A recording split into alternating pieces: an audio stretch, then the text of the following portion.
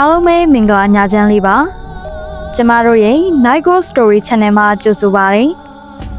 ကျမဒီနေ့တင်ဆက်ပေးမယ့်ဇာတ်လမ်းလေးကတော့တာမန်တရေဇာတ်လမ်းတွေနဲ့မတူပဲ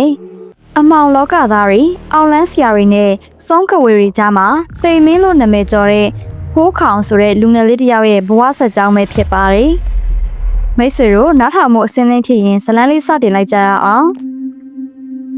လွန်ခဲ့တဲ့နှစ်ပေါင်း20ကျော်ကအင်းပြက်ရွာဆိုတာနေပေါ်မှာတော့ရှားခတ်တဲ့တောနယ်ထဲကရွာကလေးတရွာပါဖိုးခေါင်ကိုမွေးဖွားတဲ့ညတရွာလုံးကခွေးတွေဟာဘာကိုမြင်လို့မြင်မှန်းမသိပဲဝိုင်းအုံနေကြထူးဆန်းတာကခလိန်မွေးကန်ဒီအချိန်မှာမိုးကမရွာပဲကောင်းကင်ရံမှာလျှက်စီးတွေကတစ်ဖြက်ဖြက်လက်နေတာပါ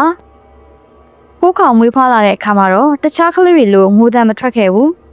ပြူးကျဲတဲ့ညလုံးအစုံနဲ့အခန်းတောင်းကအမှောင်တို့ကိုစိုက်ကြည့်နေတယ်။သူ့ရဲ့ညာဘက်လက်ဖွားမှာတော့သွေးရောင်လုံးနှီးမြန်းနေတဲ့အင်းကွက်ပုံတရံမှဲ့စွန်းတစ်ခုပါလာခဲ့။အဖိုးဖြစ်သူအထက်လန်းဆရာကြီးဦးမြတ်ခေါင်က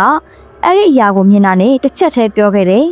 ။ဒီကလေးကအလင်းနဲ့အမှောင်ကြားမှာမွေးလာတာ။သူကြီးလာရင်တလောကလုံးကစုံးကဝေတွေငိုရလိမ့်မယ်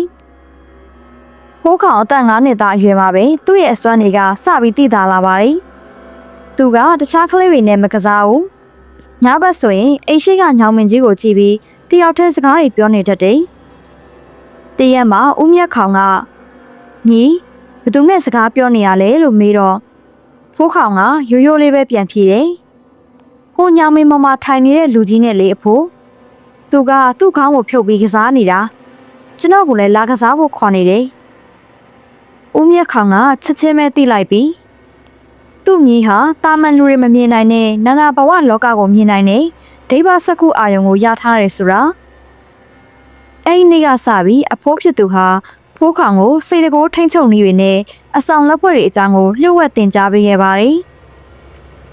ဖိုးခေါင်10နှစ်သားရွယ်မှာရွာထဲကိုအောင်လန်းပညာမှာနာမည်ကြီးတဲ့စုံးမကြီးဒေါ်မြရောက်လာပါတယ်သူမဟာဖိုးခေါင်ရဲ့လက်ပွားကအစွမ်းကိုကြိုသိနေပြီးအဲ့ဒီအစွမ်းကိုဖျက်ဆီးပစ်ဖို့ကြံစီပါတယ်ညနေခင်းတစ်ခုမှဖိုးခေါင်ရွာဦးကျောင်းကပြန်လာတော့လမ်းဘေးကချုံမုတ်တစ်ခုထဲကနေစုံးမကြီးထွက်လာခဲ့တယ်။သူမရဲ့ညလုံးတွေကနေရဲနေပြီးလက်ထဲမှာလည်းအောင်လန်းစီရင်ပါတဲ့ပရိကြီးတကုံးကိုကင်ထားကဟဲ့ကောင်လေး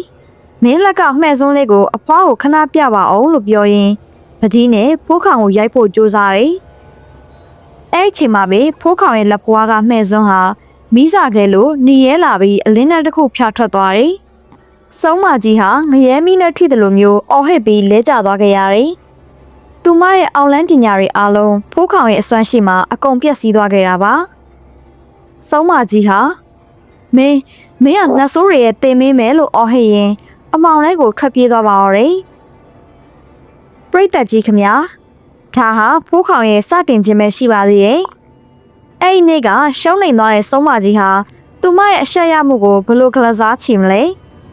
ဖိုးခေါင်ရဲ့ငယ်ဘဝဟာဘလောက်ထိအန္တရာယ်တွေကြားထဲဖြတ်တန်းရအောင်မလဲနောက်လာမယ့်အပိုင်းနဲ့မှာတော့ဖိုးခေါင်နဲ့စုံးမကြီးကလစားဆိုတဲ့အပိုင်းကိုပုံမထိတ်လန့်စရာကောင်းအောင်တက်ဆက်ပေးတော့မှာမို့လို့စောင့်မျှော်အားပေးကြပါအောင်ရှင်